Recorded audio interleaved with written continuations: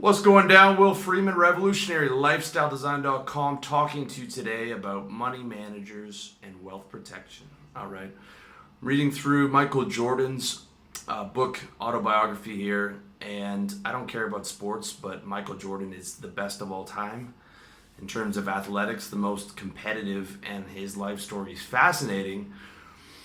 While reading the book, it got me thinking about a lot of athletes, musicians, actors, peak performers going broke. Okay, and this is something I covered in my video on being a producer, not a consumer. A lot of those guys they still have a consumer mentality. They just hit it big. Same thing happens with lottery winners, right? They are not accustomed to producing more than they consume. They've not taken on the mindset of an entrepreneur. They've not built a business from scratch and developed that mental toughness and that financial discipline. Okay, that's a part of it. Another part is the bad deals that a lot of these guys find themselves into. It's some crazy number, like 80% of or 85% of football players are broke, 5 or 10 years out of getting out of the NFL. And part of that is getting into bad deals with bad people. Okay, so you've got your money manager, right? And he puts you in touch with his accountant, and those two guys are handling all of your assets. Okay, a couple examples of those are like Nick Cage and Johnny Depp being swindled for, I don't know, 50, $100 million.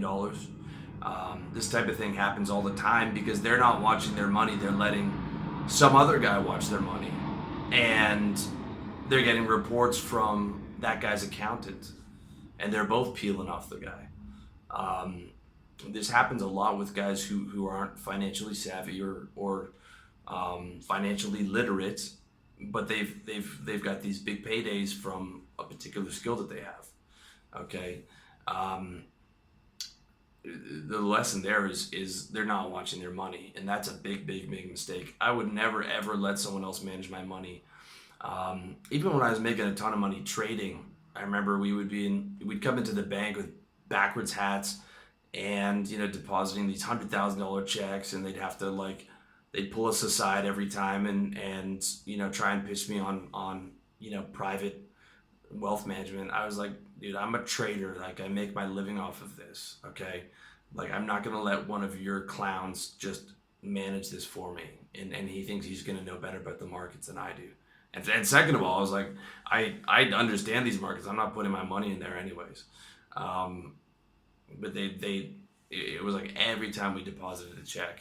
So I think that happens a lot to guys who are peak performers, is they think they have to listen to these people, right? Oh yeah, well, we'll take care of that for you.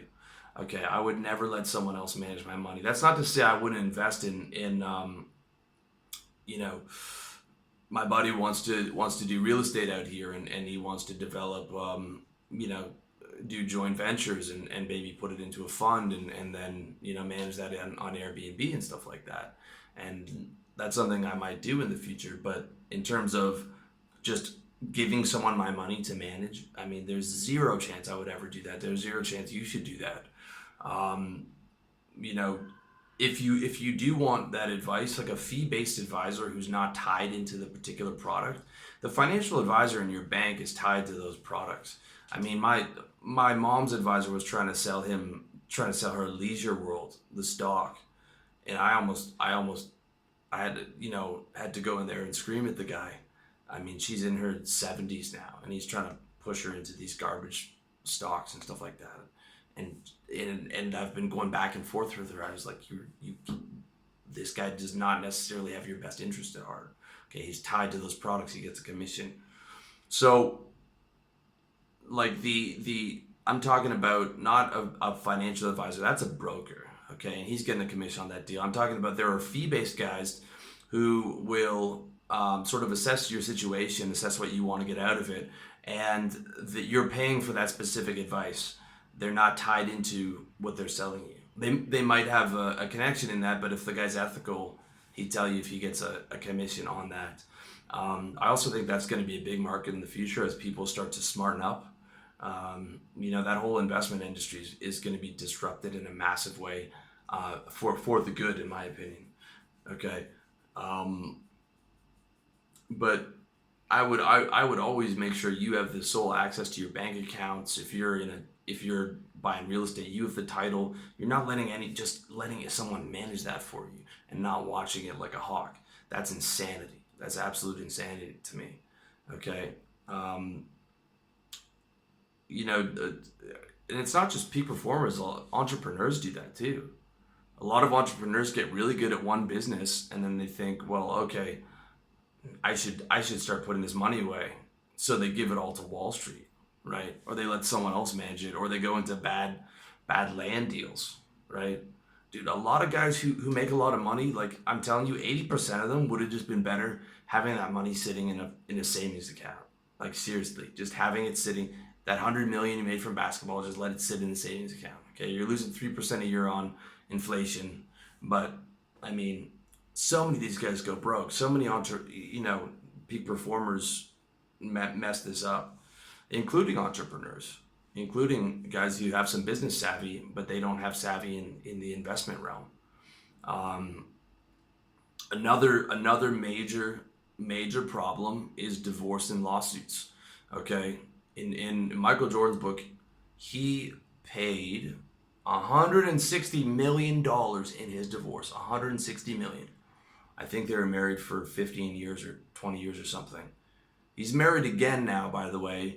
And in the prenup, he says if the marriage ends, she gets a mil per year, and if they're together for this is what I've heard. If they're together for a decade, that goes up to $5 million per year of being married. Um, I can't imagine how anyone would ever sign that contract. I mean, you already lost 160 mil. That's insane. I can't understand how another human being would feel entitled to take 160 million from someone for being married to them and not being involved in the business whatsoever. I mean, that you hear this all the time, and it's like, dude, people are in jail for a decade for robbing a convenience store for $100, but you've got people who are literally taking $160 million from someone at gunpoint, right? At gunpoint, because that's what it's about. If he doesn't pay, he's going to be going to jail. Okay, I get that there are laws for, you know, if the husband leaves or whatever, and the wife's been handling the children all the time and stuff so that she can survive. But I mean, 160 million, it's insane. Okay, you can't get legally married, guys. You just can't do it anymore. Cannot do it. 50% chance of divorce. The other thing is lawsuits. A lot of doctors have to, handle their assets, put their assets offshore in some type of a trust to protect against that. And if you're an entrepreneur, then you're facing some real business risk. Okay, um, that's another area that you have to protect. And then you've got taxes. Okay, you've got taxes is a big one.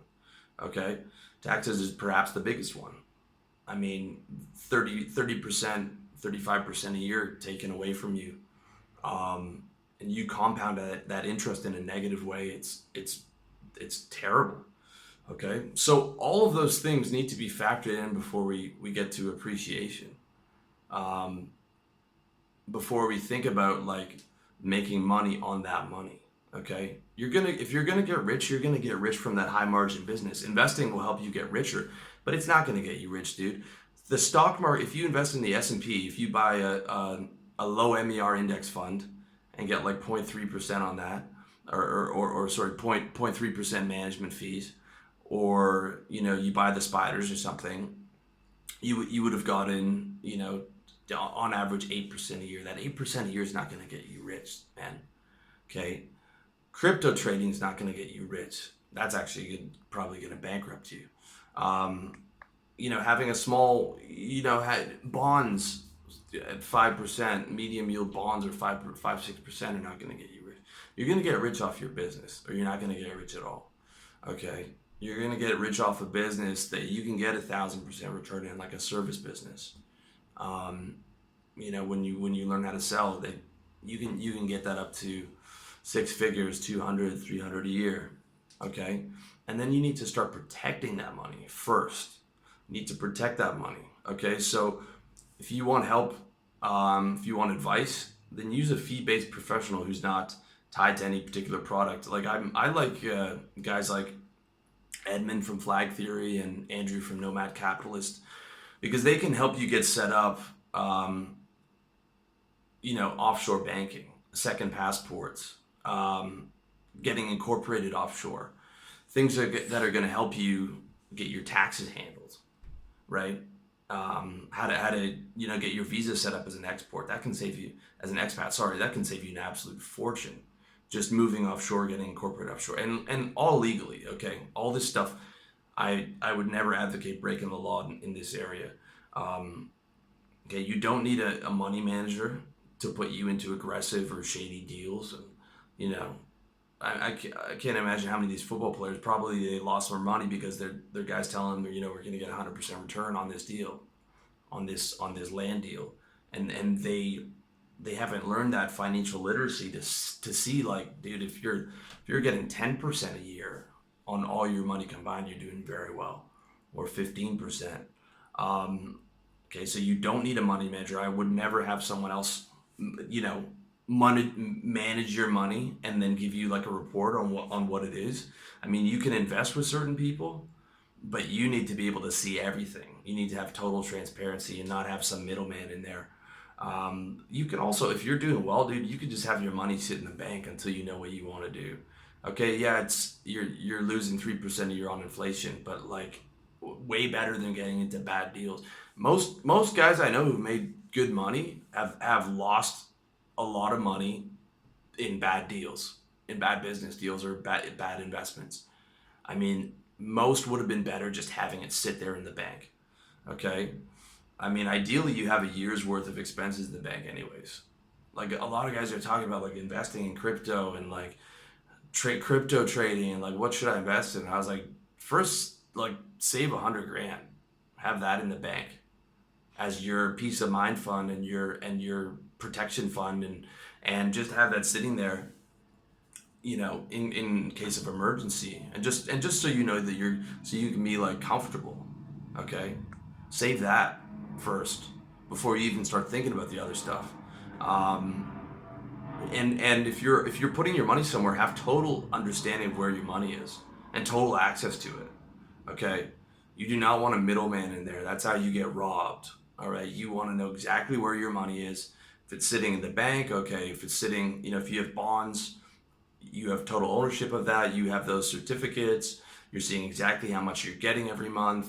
Some guy is not managing that for you and then giving you his report.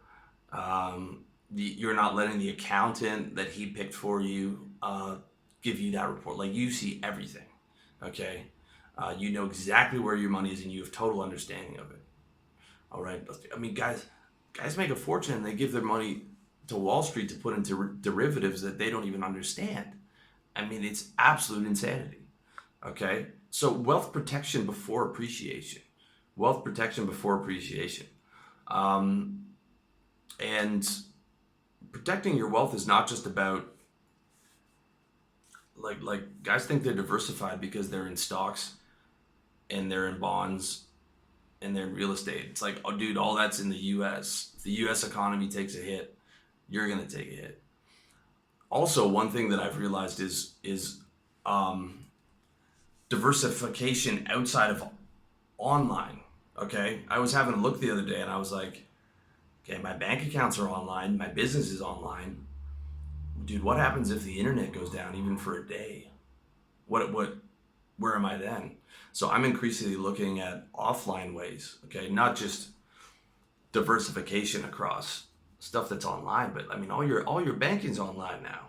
So it's like I'm looking at offline ways. I'm looking at Asian real estate now, not to make money, just to protect myself.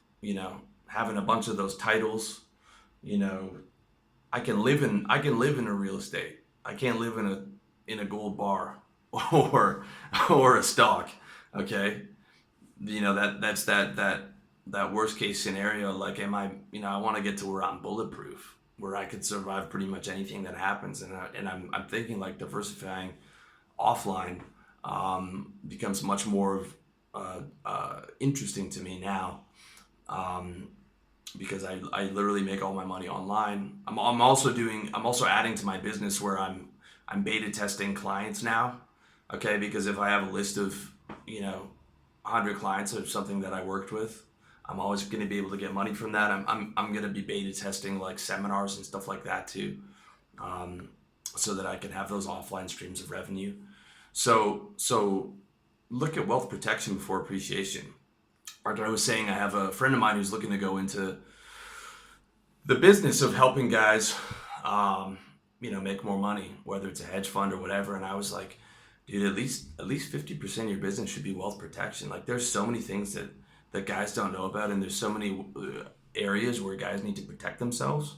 Um, be it with taxes, be it not getting married, be it with um, incorporations offshore, be it with diversifying away from just having everything you own online.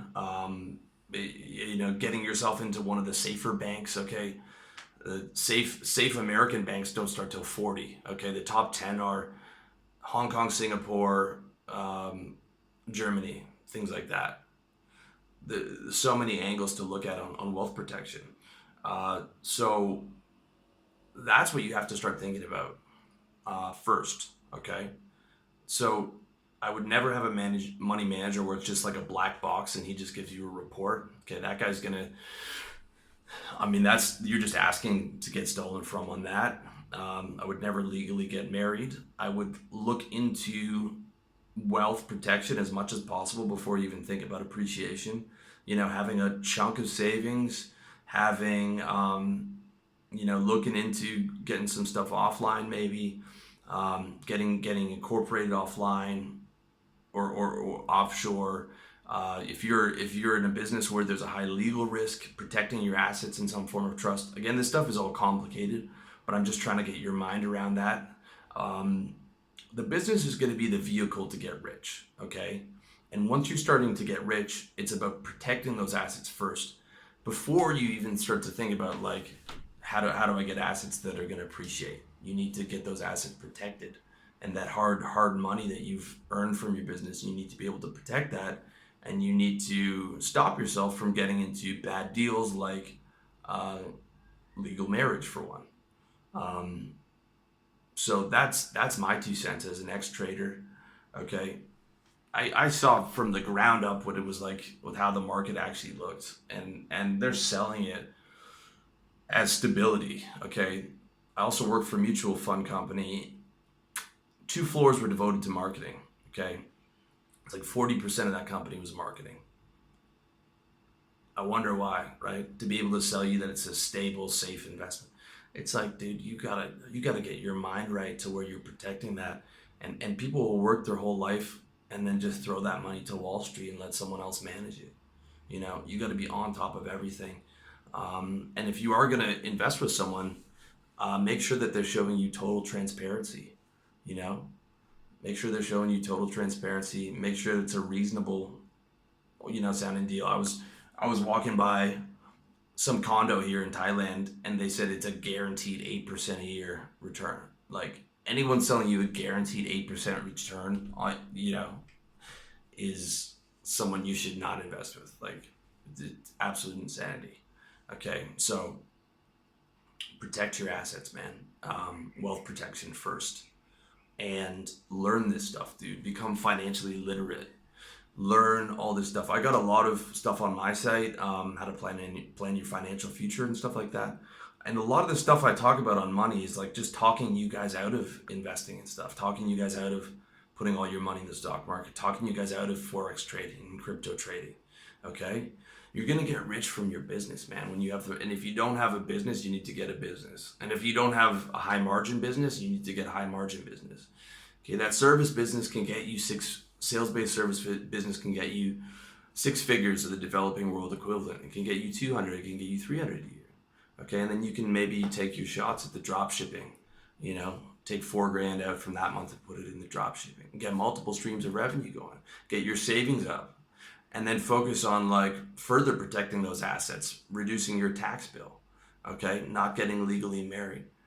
and then you can start looking at appreciation, okay, and the bonds or whatever. But like, there's so much that guys need to do before that, and there's so much that you need to know. You can't have someone else. Um, you can't just let someone else do this for you. You need to be on top of your money. All right. So I know I cover a lot of points, and you know was circling around a lot of stuff, but I hope you got the message here, and I hope you found this useful. As always, much love to you, and I wish you all the best in your personal development journey. If you have any questions, let me know. And if you want more information on this stuff, go to revolutionarylifestyledesign.com/money. That has all my posts on money, and it's all free. So soak it up, get yourself educated, get yourself as financially literate as possible. And thank you so much for watching.